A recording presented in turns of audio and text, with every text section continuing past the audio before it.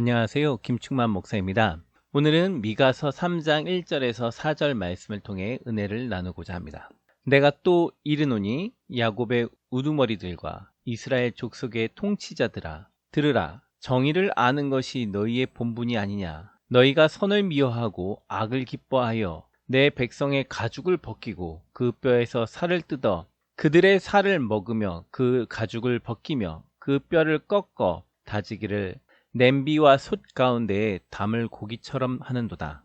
그때 그들이 여호와께 부르짖을지라도 응답하지 아니하시고 그들의 행위가 악했던 만큼 그들 앞에 얼굴을 가리시리라. 3장 1절 내가 또 이르노니 야곱의 우두머리들과 이스라엘 족속의 통치자들아 들으라. 정의를 아는 것이 너희의 본분이 아니냐. 고대 이스라엘 사회는 현대 사회처럼 세분화되어 있지는 않았을 것입니다. 그래서 우두머리와 통치자들이 정치와 권력과 재판을 함께 진행했을 것입니다. 때로는 종교와 정치가 연합되어 있는 것처럼 보이기도 하였고 때로는 분리되어 있는 것처럼 보이기도 하였습니다. 고대 이들은 권력자들과 통치자들과 우두머리들은 권력을 가지고 백성들에게 영향력을 끼칠 수 있는 사람들이었습니다. 당연히 이들은 이스라엘 백성으로서 하나님의 말씀을 통해 옳고 그름이 무엇인지 알아야 하는 사람들입니다. 그것을 배우고 그것을 가르치고 그것을 행해야 하는 사람이죠. 말과 행동이 일치하는 사람이어야 합니다. 늘 말씀을 묵상하고 그 말씀을 사회 정의로 개인의 삶 속에서 정의로 실현하고 나타내야 하는 것이죠.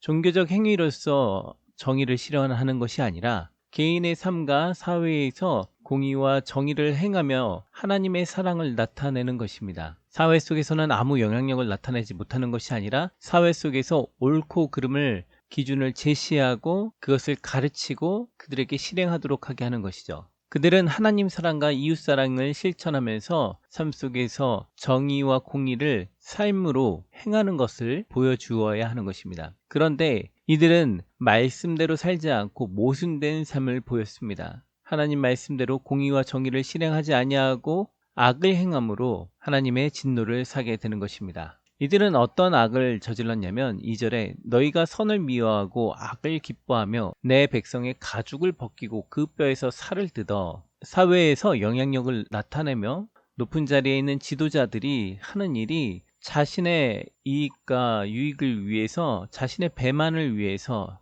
이기적인 모습으로 남을 잡아먹는 것입니다. 동물을 잡아먹는 것이 아니라 사람을 잡아먹는 모습으로 지금 설명하고 있습니다. 매우 끔찍한 표현을 하나님께서 말씀하고 계시는 것입니다. 이들의 이기적인 것은 하나님이 보시기에 이처럼 더럽고 추잡하고 무자비하다라는 것입니다. 자신의 배를 풀리기 위해서 남의 살점을 뜯어먹는 것처럼 타인의 재산을 하나님 앞에서 부끄럼 없이 가져온다라는 것이죠. 하나님께서 그들이 최소한의 안전을 보장받아야 될 집, 최소한으로 일할 수 있는 땅, 또 가족을 유지할 수 있는 가정, 이런 것들을 최소한으로 유지할 수 있도록 그 영역을 지정해 주시고 빚을 져도 그 영역을 최대한 보장해 주길 원했는데 이들은 자신들의 권력으로 무자비하게 그 영역을 넘어서 상대방의 것을 다 가져오려고 하는 것입니다. 또한 그것을 합법화하기 위해서 주변 지인들과 권력자들과 종교 지도자들과 정치인들과 판사들과 기자들과 모든 것들을 수단을 다 동원해서 자신이 하는 행동을 정당화하고 그것을 하나님 앞에서 마치 부끄러움 없이 해도 되는 것처럼 만드는 것이죠. 그러므로 이들은 남의 살을 뜯어먹고 남의 뼈를 부러뜨리고 그것을 끓여먹는 것처럼 악한 행동을 하고 있음에도 불구하고 그것을 그들은 깨닫지 못하고 있는 것입니다. 3절에 그들의 살을 먹으며 그 가죽을 벗기며 그 뼈를 꺾어 다지기를 냄비와 솥 가운데 담을 고기처럼 하는도다. 사람의 살과 가죽과 뼈까지 꺾고 냄비와 솥에 넣어 끓여먹는 이러한 무자비한 모습들, 자신들이 하는 행동에 대해서 전혀 부끄러워하거나 죄책감을 가지지 아니하고 자신이 배부르고 자신이 행복하면 남이 죽어도 상관이 없고 남이 울어도 상관이 없는 이런 무자비한 행동들, 자신의 행복을 위해 타인의 슬픔을 느끼지 않는 행동들, 마치 전쟁의 포로나 강제로 잡혀온 시민들까지도 자신들의 정권과 자신들의 이득을 위해 그들을 무자비하게 죽였던 그런 사람들처럼 자신의 부와 자신의 영광을 위해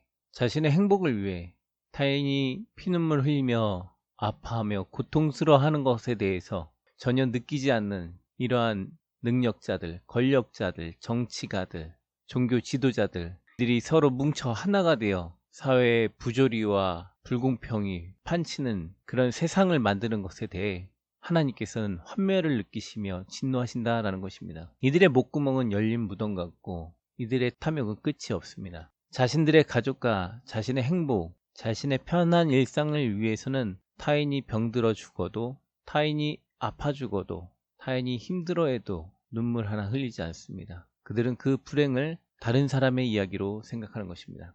공정한 재판이 사라지고, 공정한 권력이 사라지고, 공평한 자유시장이 사라진 시대, 공정한 뉴스가 없고 공정하고 정의로운 정치가 사라진 시대, 약자들은 어디에 기댈 데도 없고 늘 슬픔과 고통 가운데 신음하고 있는 시대, 사회적 약자들이 자신의 거처와 가정과 행복을 지킬 수 있도록 그들의 삶의 터전을 지켜주어야 함에도 불구하고 자신의 유익을 위해 타인의 행복을 빼앗아 버리는 시대, 이것에 대해서 하나님께서 엄숙한 말씀을 하십니다. 4절에 그때 그들이 여호와께 부르짖을지라도 응답하지 아니하고 그들의 행위가 악했던 만큼 그들 앞에 얼굴을 가리시리라. 하나님은 그들이 자비롭게 행하지 않았던 그 시기만큼 그들을 어두운 가운데, 고난 가운데, 캄캄한 가운데 그대로 두실 것이라는 것입니다. 그들이 부르짖을지라도 응답하지 않습니다. 주의 이름을 부르는 자는 구원을 받는다고 하였습니다.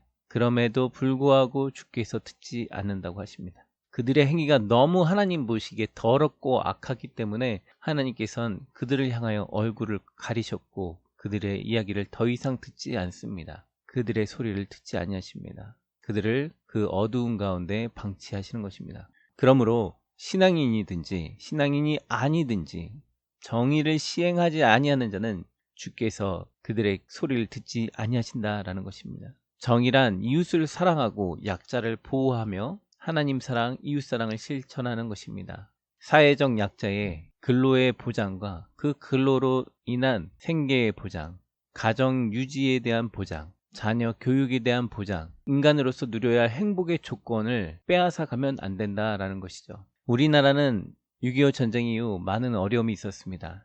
추위와 질병 속에 많은 아이들이 죽었었죠. 그랬던 우리나라가 이제는 다른 어려운 이웃들을 도와줄 수 있는 나라가 되었습니다. 이것은 하나님의 은혜입니다. 이제는 우리가 우리 주변에 있는 자들을 도와야 합니다. 하나님께서는 나의 삶의 영역에 있는 것 안에서 행복을 누리길 원하고 남의 것을 강제로 갖고 오길 원하지 아니하시며 약한 자들을 돕고 그들이 행복해질 수 있도록 만들어주는 것을 기뻐하십니다. 그래서 하나님께서는 고아와 가부의 아버지라고 말씀하고 계시는 것입니다. 이제 우리는 우리 주변에 가난한 이웃들이 있다면 그들을 도와야 할 것입니다. 각자의 삶 속에서 주변에 어려운 이웃들이 있다면 그들을 도와주시고 그들에게 은혜를 나누었으면 좋겠습니다. 그로 인하여 하나님의 사랑과 은혜와 평강이 여러분 삶 가운데 충만했으면 좋겠습니다.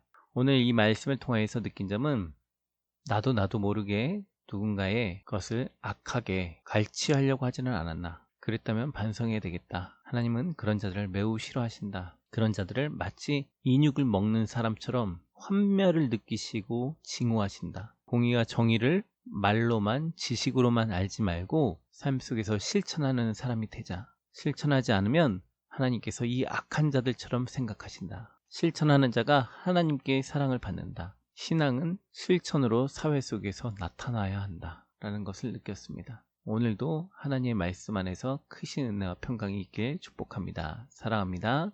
구독과 알람을 통해서 하나님의 은혜를 함께 나누었으면 좋겠습니다. 또한 다른 분들과 공유함으로 하나님의 은혜를 함께 나누었으면 좋겠습니다. 감사합니다.